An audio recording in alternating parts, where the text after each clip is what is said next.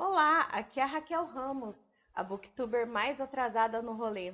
E eu vim aqui contar para vocês quais foram as minhas melhores leituras de 2020.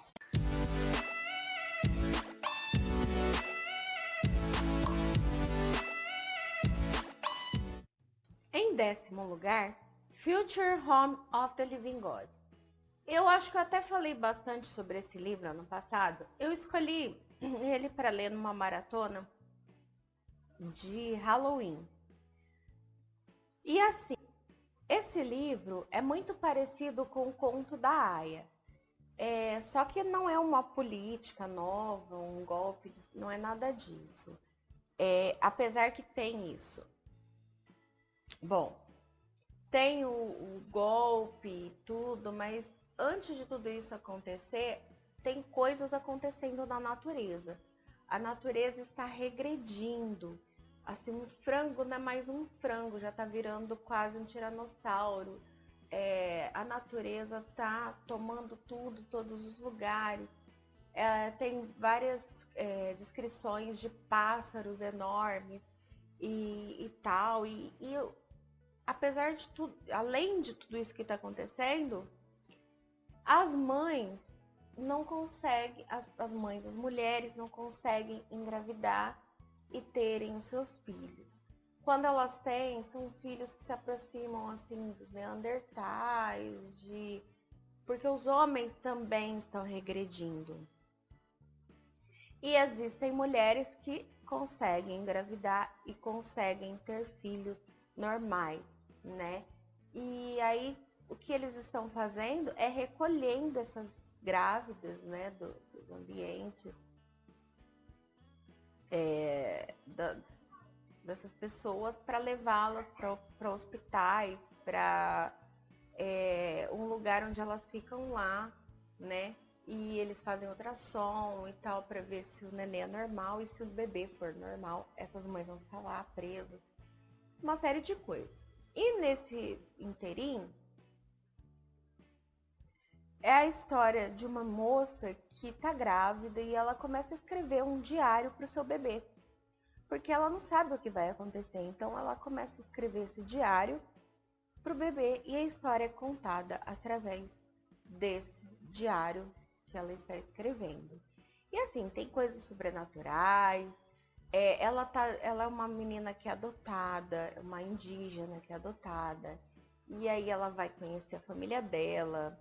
E ia ser muito engraçado no começo do livro que ela acha que a conexão que ela tem com os bichinhos, com a natureza e tal, é dessa raiz indígena que ela tem. Só que no fim ela vê que a família dela não é bem o que ela pensava, né? É mais urbana do que ela pensava. E assim, isso tá no começo do livro, não é spoiler. Mas a forma como ela encara isso é muito engraçada. Mas o livro não é engraçado, ele é um drama, tá? E ele é muito parecido com o Conto da Aia, tá? O nono livro é Para Onde Vamos Hoje, da minha querida Carol Vidal. Porque esse livro entrou nos meus 10, eu nem sabia onde colocar ele, porque foi um livro que me trouxe um alívio, porque esse ano, gente, eu não preciso nem dizer, né, com todas as coisas que estão acontecendo, foi muito difícil para todos nós. E esse livro me veio no final do ano, tá? Porque ele foi lançado no finalzinho do ano, eu não me lembro quando. E eu comprei na pré-venda, eu recebi até mesmo um áudio de uma das histórias, de um dos contos. E, gente, olha, foi aquele conto, assim, para deixar o meu ano mais leve, sabe? Para eu terminar o ano mais leve. Então, por isso que ele entrou aqui. Para Onde Vamos Hoje, da Carol Vidal. Eu não vou falar muito, porque, assim, são vários contos. São contos que trazem uma reflexão, mas que são divertidos, sabe? São gostosos de ler. Então, por isso, ele é o meu nono lugar. Oitavo lugar, Verity. Sim, Colin Hoover entrou nos meus melhores do ano. Eu tenho essa relação entre tapas e beijos com a Colin Hoover. E quem já me conhece há algum tempo sabe que os livros mais antigos dela são livros que me trouxeram um certo mal-estar e eu falava muito mal dela. Mas assim, Verity foi o livro que me trouxe de volta. Eu tenho que contar para vocês que eu estava numa ressaca literária de 5 anos.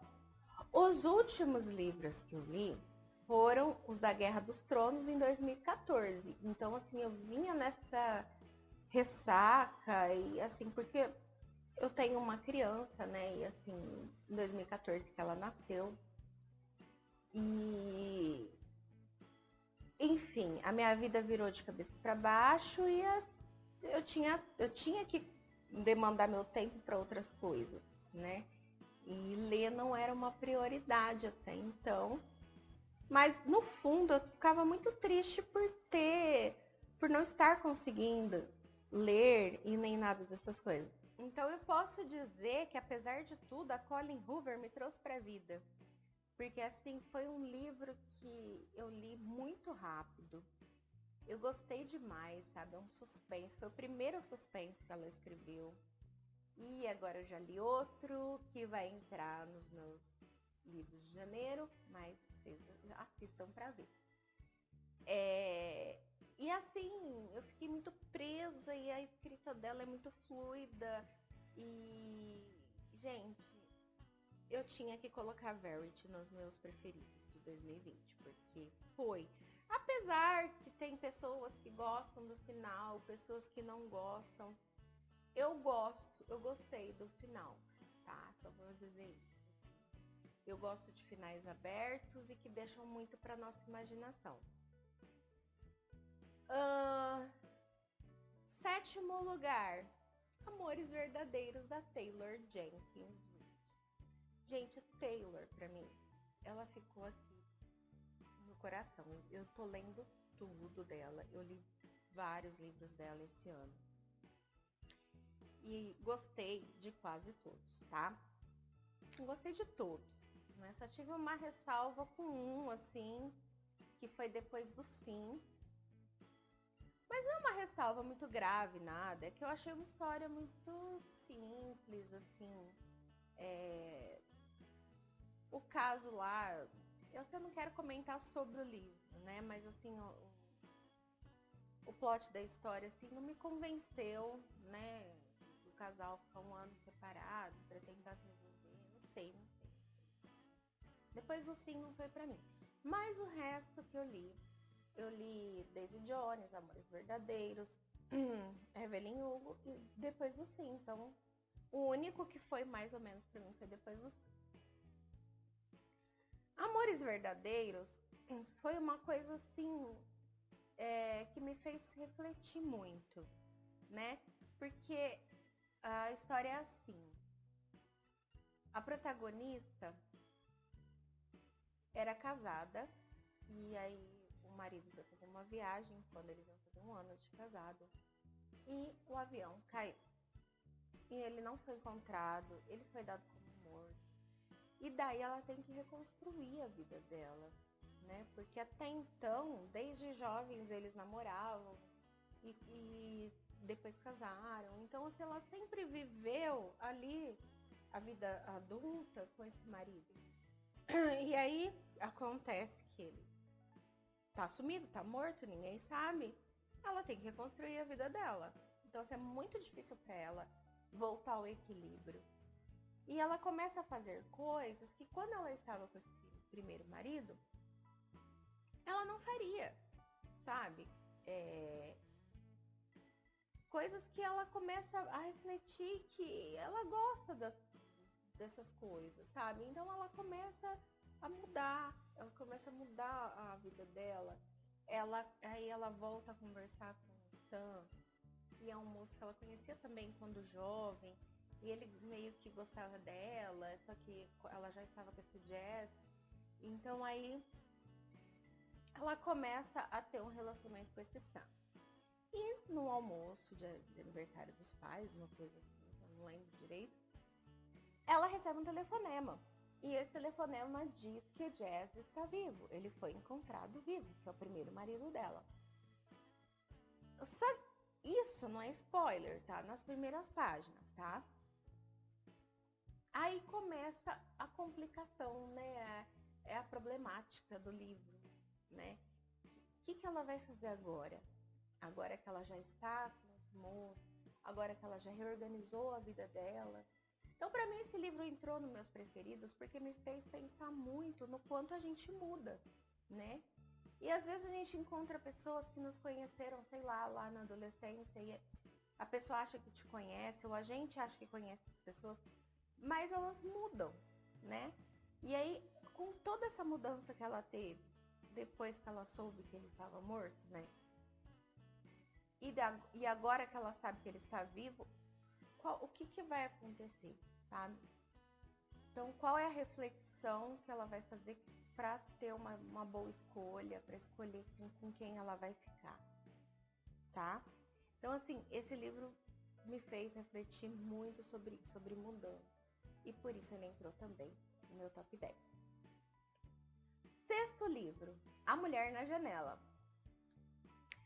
Gente, eu sei que tem toda uma problemática aí com o Daniel Miller, que é o A.J. Finn, né? Que escreveu sobre o pseudônimo de A.J. Finn e tal. Mas A Mulher na Janela foi um livro, assim, que me deixou, sabe, como Verity, me deixou muito animada para ler outras coisas, me deixou animada para ler o próprio livro, porque foi a primeira resenha que eu fiz lá no meu Instagram, na IGTV, o único vídeo que eu tenho no IGTV, e assim, foi o livro que falou assim, não, que me acordou para a literatura novamente também, juntamente com o Verity. Ele é um suspense, tá? Sobre uma mulher que tá vivendo uma depressão. Ela tem agorafobia, que ela não consegue estar em espaços abertos. E ela tem costumes, como bebida, essas coisas que ela mistura com os remédios, o que faz dela uma pessoa não confiável, tá? E o fato de fazer ela uma pessoa não confiável fez com que ele brincasse muito com a história, por exemplo. Ela presenciou um crime, porque ela ficava observando os vizinhos na janela e ela presenciou um crime. Só que a gente não sabe se ela presenciou ou se ela imaginou, porque ela é cinéfila também. Então ela assiste muitos filmes e aí no fim tem até filmes que podem ter cenas que pareçam com o que ela viu. E aí a gente fica assim, não, o crime aconteceu, o crime não aconteceu, o crime aconteceu, o crime não aconteceu, o crime não aconteceu. E no fim, assim, pra mim foi surpreendente, assim, porque eu sempre adivinho o assassino, né? Tem alguns livros da Agatha Christie aqui. Então, assim, eu tô treinada pra adivinhar o assassino. E o assassino ou o criminoso. E nesse caso, eu não adivinhei. Não adivinhei, eu não poderia imaginar o fim desse livro. E o fim desse livro parece um filme de suspense mesmo, sabe? A perseguição, tem uma perseguição no final pela casa. E eu fiquei assim, sabe? Parece que eu só consegui respirar. Isso foi nos últimos 35% do livro. Eu só consegui respirar no momento em que o livro acabou. Então, por isso, A Mulher na Janela entrou aqui no meu sexto lugar. O meu quinto lugar, eu tenho esse livro, mas ele está emprestado para minha irmã. É o Flores para Algernon. E, gente, foi um livro que me fez chorar horrores, tá? Se trata de um rapaz de 32 anos chamado Charlie, que tem uma deficiência. A gente não sabe o que é, porque como o livro trata de retardado, usa palavras bem pejorativas, né? Mas como ele foi escrito nos anos 50, isso era normal, né? Desqualificar as pessoas desse jeito. Mas parece que ele é portador de autismo, assim, pela forma como ele se expressa. E ele quer ficar inteligente, né? Então ele se inscreve num programa, ou ele é escolhido para um programa onde ele vai fazer uma cirurgia, e essa cirurgia vai aumentar o QI dele. E assim, realmente a cirurgia funciona, tá? E ele vai fazendo diários, né, relatórios sobre as mudanças que estão ocorrendo com ele. E esse livro nos faz refletir, né, sobre a ignorância e sobre saber demais. E assim, eu cheguei na conclusão que a ignorância é uma bênção, porque assim, quando ele está muito inteligente, quando ele está muito com QI muito alto, ele começa a se sentir sozinho novamente, porque as pessoas não pensam como ele, né? E acontece que ele começa a refletir sobre os próprios comportamentos. E o final também é um final de fazer chorar muito, né? Aliás, eu chorei o livro todo, então o final não... Então, eu fiquei muito na dúvida, porque eu queria colocar ele em primeiro lugar, mas acontece que eu li livros muito bons esse ano. Então, eu queria colocar todos em primeiro lugar. Então, eu fui vendo qual era a minha memória afetiva em cada um. E eu tenho uma memória afetiva muito forte por Flores para Algernon, mas ele entrou no meu quinto lugar. Em quarto lugar, Cartas para Marte. Também. Não se engane com aquela capinha toda colorida, só com o menininho assim, meio chateado, porque o livro é pesado, é bem pesado. O livro fala sobre um rapaz negro. No começo do livro já tem uma porrada na cara, tá? Porque no começo do livro ele já é preso injustamente, porque ele tá tentando ali ajudar o namorado dele, e a namorada dele é de pele clara, né, loira, e eles acham que ele tá tentando roubar o carro dela, alguma coisa assim, e ele já é preso ali na cara. Esse é um livro que fala muito, sabe, com as pessoas. Eu não acho, sinceramente, que um adolescente deveria lê-lo assim. Ainda mais um adolescente que esteja num estado de vulnerabilidade e tal, porque ele é muito pesado, tá? Ele traz muitas realidades, muitas lições. No meio do livro eu já falei assim, não quero ler mais, e as meninas que estavam lendo comigo me ajudaram. Não, lê, continua, que é legal. E realmente é muito legal. E só que faz refletir demais. Ele fala sobre preconceito, ele fala sobre colorismo, ele fala sobre amadurecimento, revolta. Gente, é um livro bem pesado, mas vocês sabem que eu gosto de livro pesado, né? Apesar que esse eu quase parei de ler. Mas no fim valeu a pena. Então, eu não sei o que a Nick Stone queria escrever mais, porque no final ela fala obrigada à editora por ter cortado o livro dela ao meio, pela metade. Então eu não sei quantas tragédias ainda viriam, mas assim, é válido, sabe? Eu acho que toda pessoa adulta deveria lê-lo, sabe? Porque é válido. Eu só tenho dúvidas quanto a ele ser infanto-juvenil, né? Um livro jovem.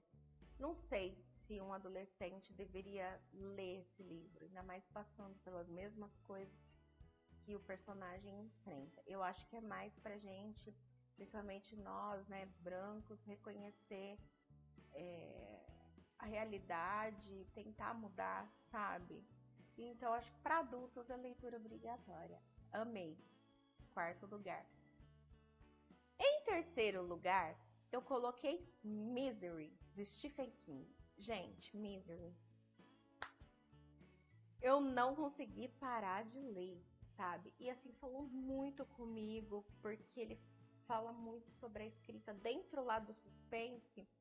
Ele fala sobre bloqueio do autor, ele fala sobre o desenvolvimento da história, né, na cabeça do escritor, né, sobre como passar por isso. E eu sei que falando assim parece chato, mas não, tudo isso tem a ver com o contexto da história. Eu amei Misery, amei. Eu não consigo tirar as cenas que eu criei na minha cabeça. Eu não consigo tirar essas cenas da minha cabeça. Então, por isso, Misery foi para o terceiro lugar. Segundo lugar, Pampararã. Gente, eu falei que essa pessoa marcou o meu ano, essa autora marcou meu ano. Daisy Jones and the Six. Eu não sei se dá reflexo, não dá, mas, gente, Daisy Jones foi assim. Ai, foi uma briga boa com o primeiro lugar, porque eu punha ele em primeiro, punha ele em segundo, punha ele em primeiro, punha ele em segundo. Por quê? Quando eu li, eu gostei muito. Mas, eu ficava pensando assim, mas eu vou pôr ele em primeiro lugar, porque ele é uma história simples, né? Só que a forma como ele é contado, as músicas que a Taylor colocou aqui como se fosse escrita por eles. Gente, esse livro, ele tem uma playlist no Spotify que eu escutei o ano inteiro. Eu li ele acho que em junho ou julho, mas até hoje eu entro no meu carro e coloco Poison Rain. E gente, cada vez que eu escuto aquela playlist, eu lembro de cenas também que eu criei na minha cabeça para essa história. E não sai da minha cabeça, não descolou da minha cabeça Daisy Jones. Então, por isso ele tá aqui em segundo lugar, querendo ir pro primeiro. Ai, gente, amei demais. Amo demais esse livro. Amo demais a Taylor. Não tenho mais o que dizer.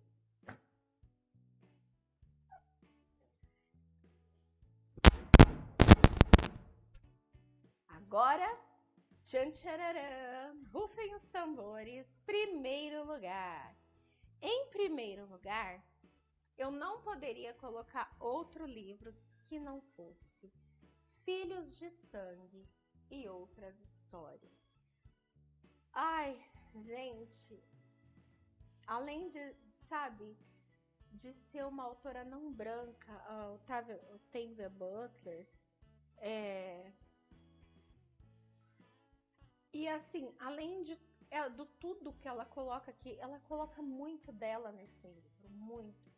Tem uns contos, né, fantásticos dela que são maravilhosos, né, de sci-fi, de fantasia, nem sei explicar, né, esses contos dela que são muito legais. Os Sons da Fala foi o meu preferido da vida. Mexeu demais comigo os Sons da Fala. E assim, cada nota que ela coloca depois do conto. Ai, gente, esse livro, olha, eu mudei. Esse aqui é o meu preferido da vida, porque não sei até quando vai ser, mas por enquanto é. E toda vez eu volto nos 2 ensaios. E ninguém vai falar pra mim que ela não escreveu isso pra mim, tá? E acredito que como esse livro conversou comigo, deve ter conversado com muita gente. Então, com certeza, primeiro lugar, Filhos de Sangue e Outras Histórias. Leiam, leiam. Se você não gostar de fantasia, leia as notas. Porque, gente, não. Leiam, sério. E é assim que eu termino meu vídeo sobre os melhores livros de 2020. Até mais!